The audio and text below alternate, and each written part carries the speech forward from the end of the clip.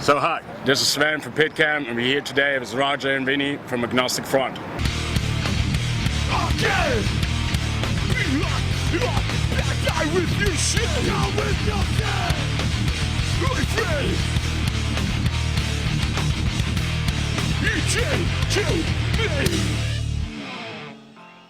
So we're here today to do a little interview with you guys, but this time I'm not going to be the one who asks you all these random questions you probably have heard 100 times before. No, not this time.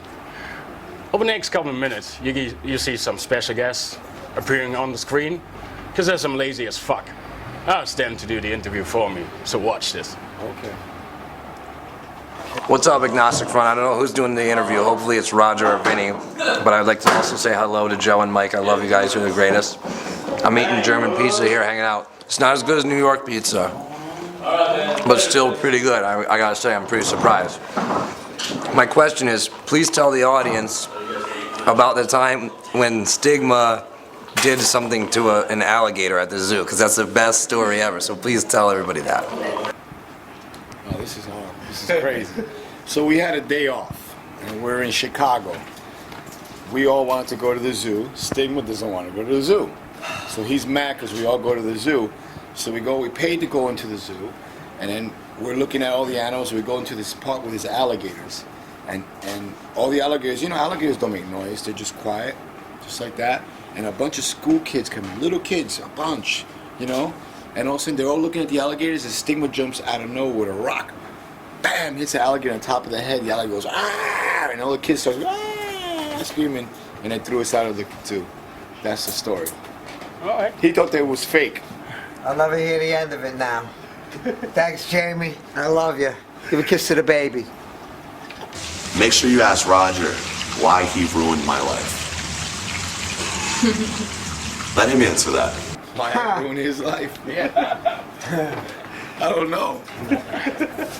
Well, I mean, I guess what Brian's trying to say is that what my brother and everybody says, you know, once you get committed into this movement, into the scene hardcore, which is our lifestyle, you know, it's like, to some people it's great. I mean, it's great for Brian too, but it's just, we laugh about, we're like, oh, our life is ruined, this is all we got now, you know, but it's a great thing. It's a great family, it's a great brotherhood, you know, all together. But I don't know, that's all we got, you know. They're a great band up before Dishonor. Hey, yeah. Brian, you got a cigarette? What inspired the lyrics for Victim in Pain? Oh, no. I'm not going to go there. Cool Hand Luke over there. Luke knows the truth, but I can't tell the truth. But I can't tell the truth. It's the song of freedom. It's a very secret between a few different people, but you know what Victim Pain's about. It's like, why are you going and say, why am I the one to blame? You know, like, there's more to it, but I can't do it, man. I can't do it. All right. That's a big hardcore secret to the grave. This is Andy Cortex, and I got a question for Roger. On the first European tour in 1991, am I right? There was Roger not being on stage on the first SO36 show when I was a young kid. Verbal Abuse was playing.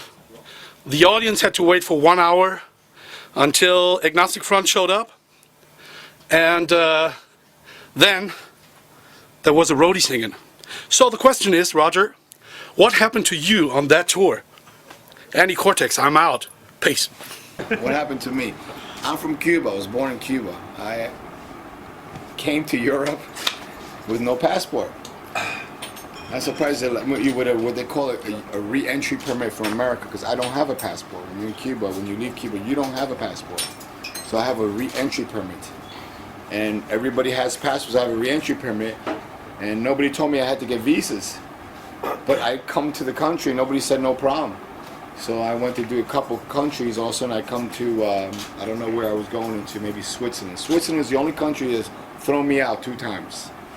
And they said, oh no, you can't come. And they deported me, took me, handcuffed me, took me to the airport, and they sent me out. And I was like, why? What's the difference? I have, you know, validation.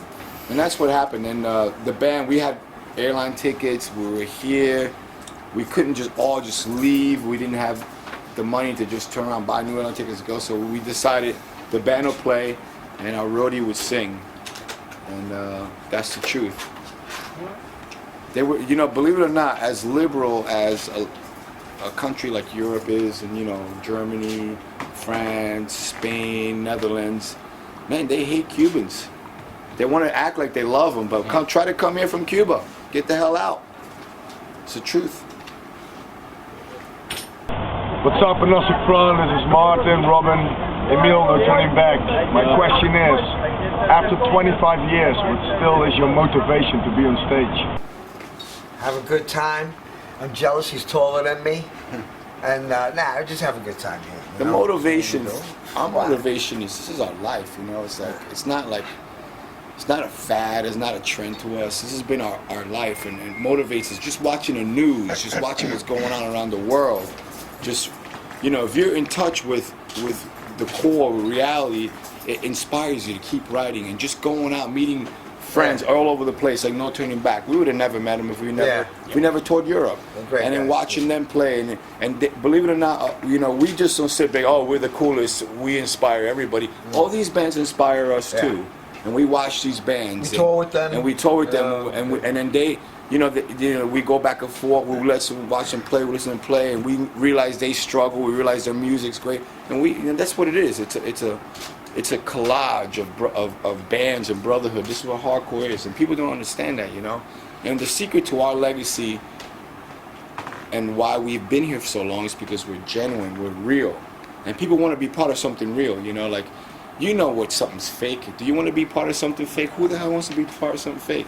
So they know with us, and they tour with us, and we have a good time, and they know this band's for real, and we talk about real shit, you know. We don't talk about stuff that doesn't make any sense to talk about, you know. We're not politicians.